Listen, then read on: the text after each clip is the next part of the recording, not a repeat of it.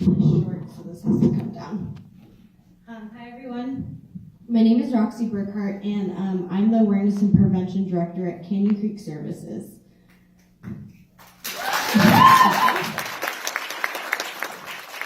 So, I also wrote a little statement here today.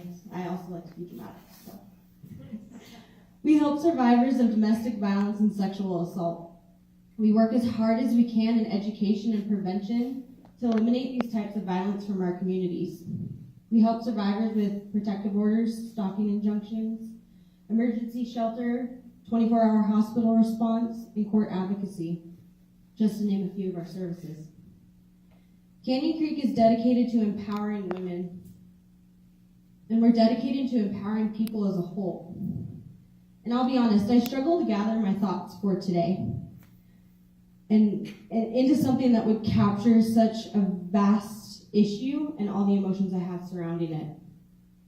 And I also struggled to capture what it means to be a woman standing before you today.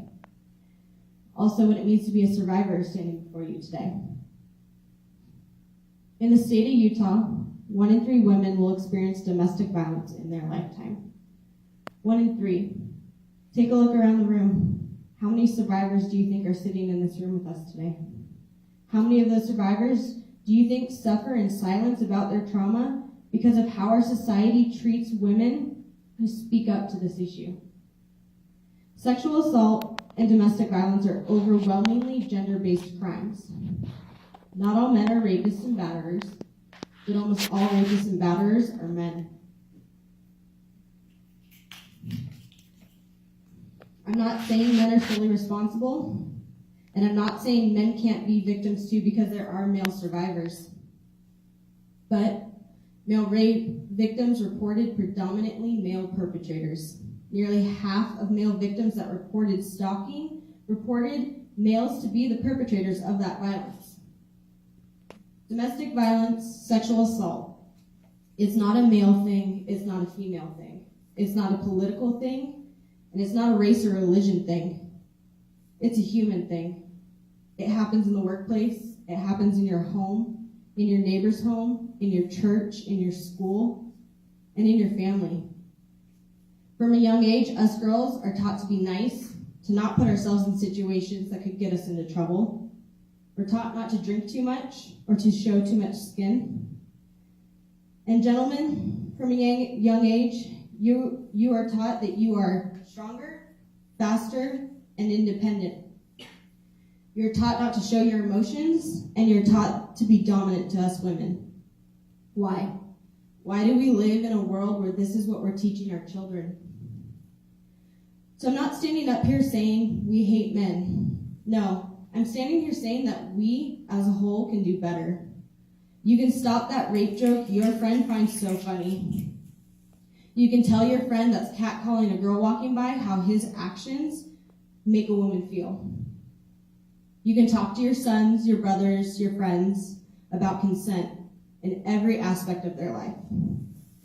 And women, we can applaud those men who we see doing the right thing. We can thank them, and we can let them know how powerful it is for us women to see a man standing up and saying this is wrong. Today, the state of our government deeply impacts survivors of domestic violence and sexual assault.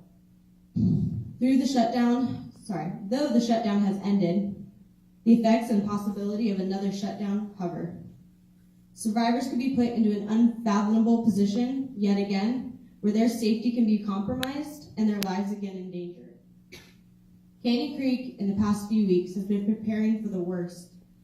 If our government were to shut down again, 45% of our annual funding and budget would again be at risk. This means we would have to figure out how to continue to provide the life-saving services to survivors without funding. Some women and children may have to make the impossible choice to be homeless and on the street, or return to an unsafe and potentially lethal situation. Closing our doors is not an option. But we don't have to close our doors on this issue. We can have these vital conversations, we can be an active bystander, and intervene in situations that are unsafe, and we can shine a light on violence against women, just like we've been doing for so long. It's time that this comes to an end. It's time that we stand together as humans and say, time's up, me too, and no more. Thank you.